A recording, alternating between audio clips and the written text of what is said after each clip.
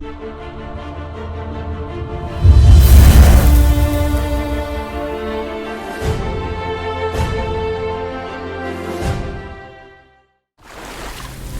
it. Say it!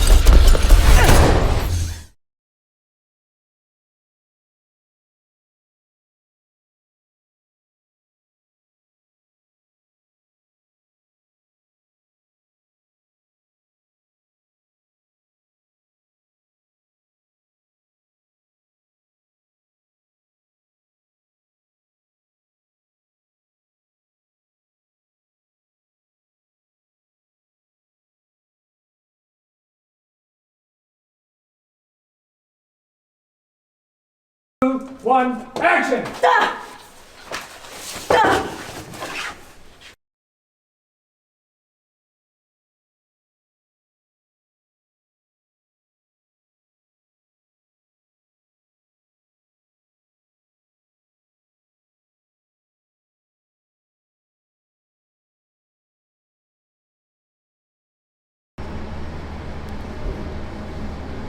Cut.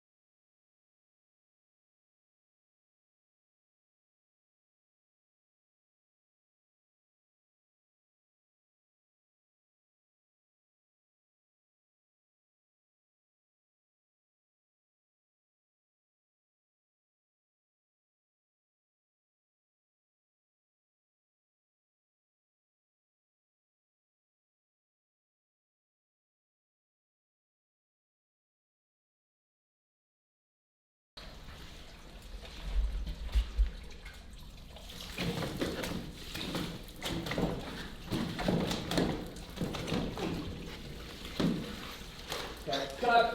One is coming through. Roll it. We're rolling. 2, 1, go!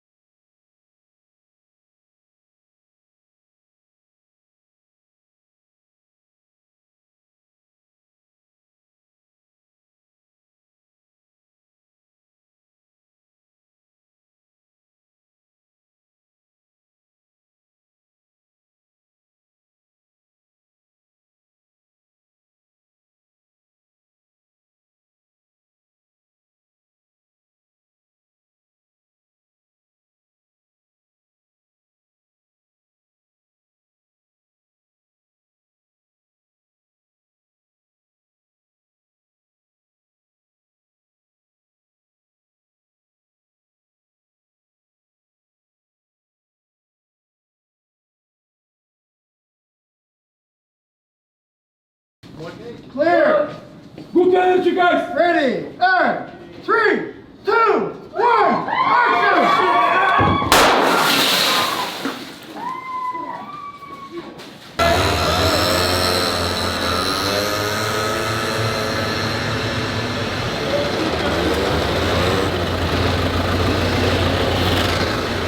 One, action!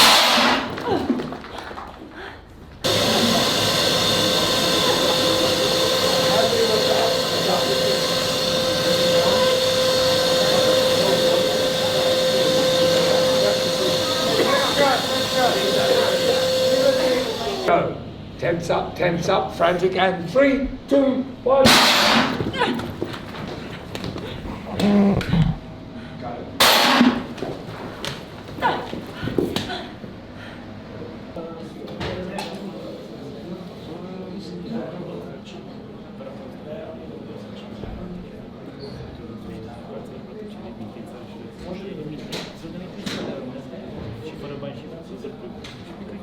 3, 2, 1, action!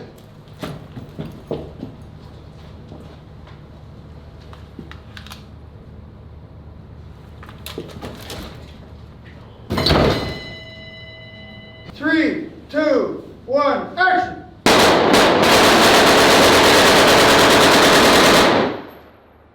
We got something. 150.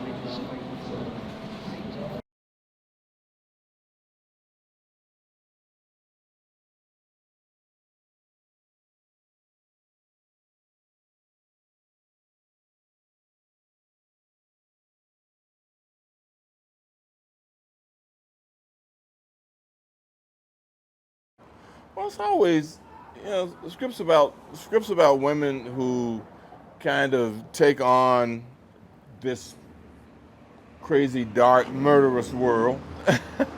Always seem to have a particular appeal, for people. I mean, ever since I did Long Kiss Goodnight, I've always thought that women who kick ass are like great, and I like to watch it. It's become sort of a normal thing now, but back in the day, it wasn't so much. So going from Gina Davis to Lara Croft to whoever, to going to this particular place, someone who's beautiful, dangerous, and lethal, always has an appeal. So I think Moody was a spook in Vietnam, running around doing undercover ops and all this other stuff. So when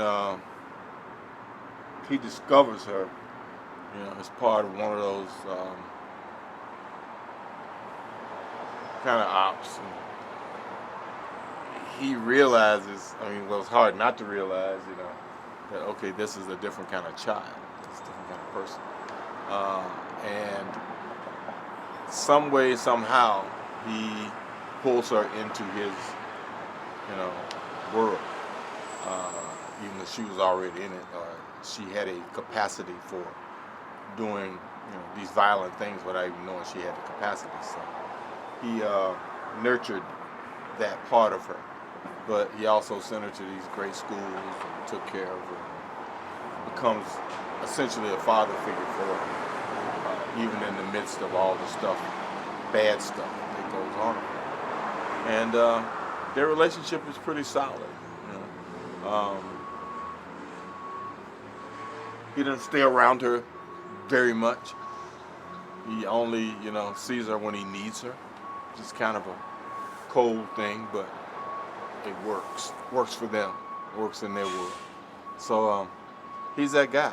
He's not necessarily a fixer, but he's a get it done guy. Well, like I said, I never see Michael in the movies we're in together. I think we've only done one movie where we actually physically talk to each other, or we're in the same frame. One of those times is when he shot my ass and I fell down on the floor and he's looking at me. But Maggie was amazing. I've watched her enough on television, in the series, to see her attack, all the things she had to do. Among the physical things she had to do, she also had all this psychological baggage she had to carry around, which was amazing to watch. Robert Patrick, man, that was so funny, because the day I came to work and he was there, and I was like, it's Robert Patrick. Like I say, there are actors that you watched that you've always said to yourself, what would I do in a situation like this with that particular actor? And I watched Robert for so long, and it was a joyous occasion to walk up on the set and see him that day. He greeted me like he'd known me forever, and I pretty much felt the same way. I've watched him work, I've enjoyed it, and now I have, my Robert Patrick moment where I can sit and say, wow, I was in a scene with Robert Patrick. I worked with Robert Patrick. Awesome.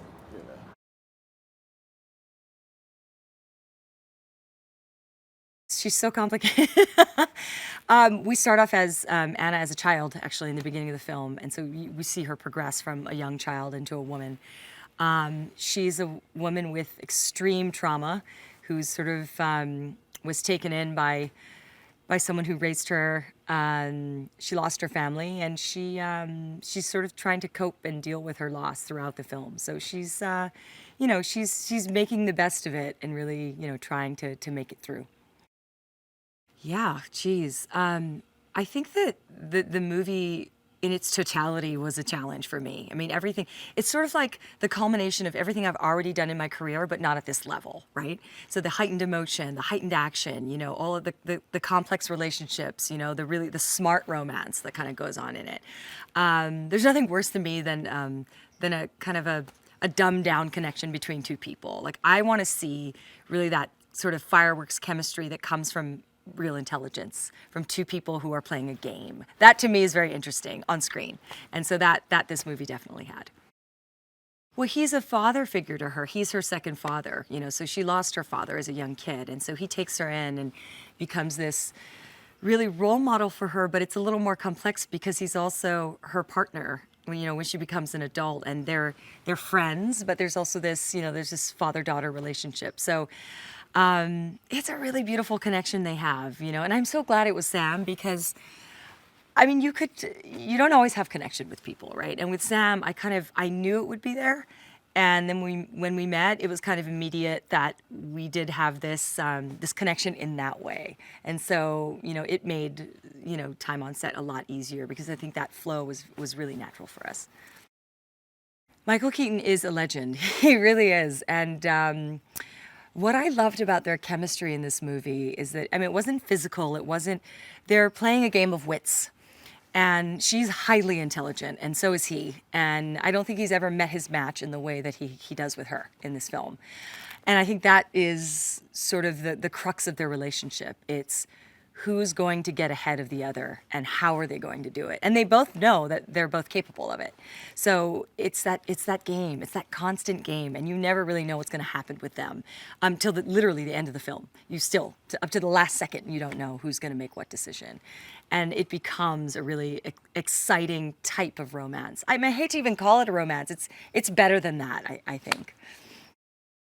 So I would say that I think going in, I mean, I certainly was excited to be with this person who had a standard of action that was, you know, I looked up to in such a huge way. But funnily enough, I also my own standard was really tough, and I was even pushing even for more than he was. And so there was a lot of prep, obviously a lot of rehearsals, a lot of I had different doubles come in and out because, you know, there was just certain things that one could do that others couldn't do in terms of the prep for action. But I have one of the biggest stunts of my career in this movie, and I have to say, like, there's only been 2 times in my life where I've been had fear right before a stunt. Only twice. Once in Die Hard and once in this movie, and that's huge for me because I'm not really scared.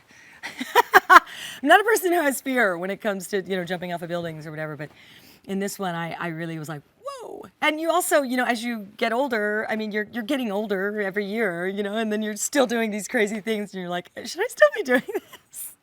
Sometimes people have to save me from myself in this genre, but I was able to do stuff that I haven't done in my entire career in this movie, and so for that I'm pretty proud of, with one of the best action directors in the world.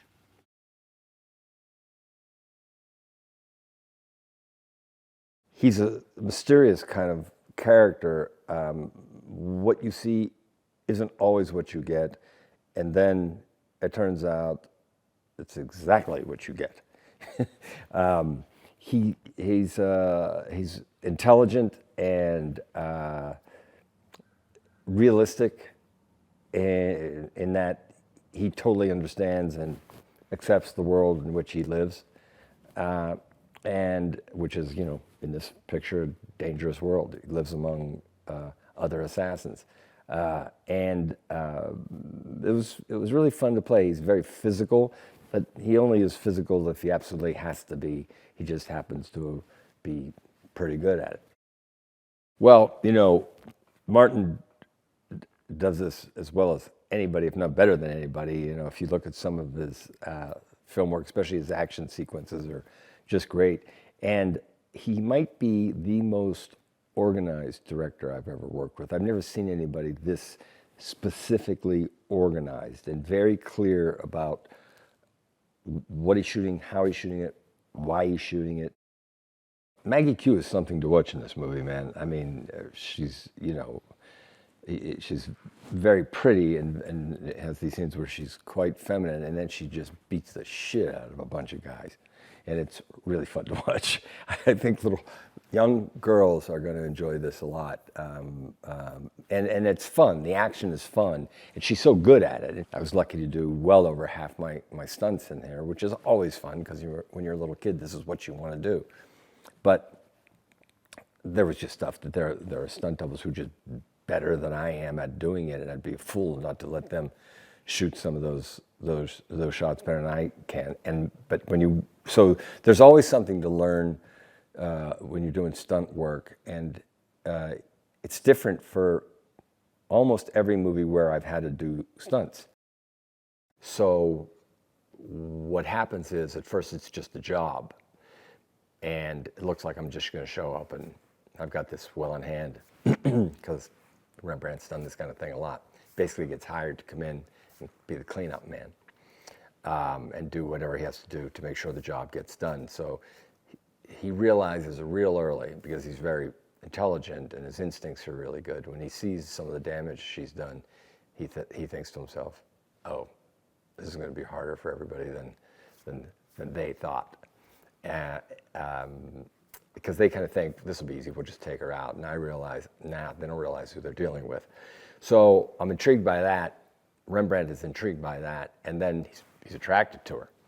And, you know, he can kind of compartmentalize those two things. And then it becomes more and more difficult for him to compartmentalize them, because then he'd like to see this thing probably go into another level. You know, so already it's not a relationship you see a lot in movies like this, which made it fun for me.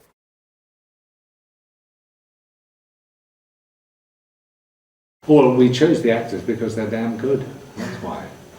You just get the best actors for the job. We've got Michael Keaton, who's one of the best actors there is. Obviously, you know, everything from his early days as Batman to Birdman. I mean, terrific actor. We've got Maggie Q, who is terrific. She's certainly part Vietnamese. She's also a very good fighter. She's a very good martial arts fighter. And of course, Sam Jackson, you know, he's probably done about 140 films, so you could not get anybody better than Sam Jackson. Clearly the relationship between them two, which is sort of more about their, you know, they're two peas out of the same pod, basically. They represent they're both assassins. They both are dedicated to their bosses, and they're prepared to not only kill whoever needs to be killed, but also each other if it comes to that. So, but the relationship is, you know, there's a lot of humor about it. And as you say, the first scene in the bookshop, I think, is a terrific scene between them both. It's what sets them all up. FuturePreviews.com. Whoa! Go behind the scenes of movies. Subscribe to Future Flicks YouTube channel.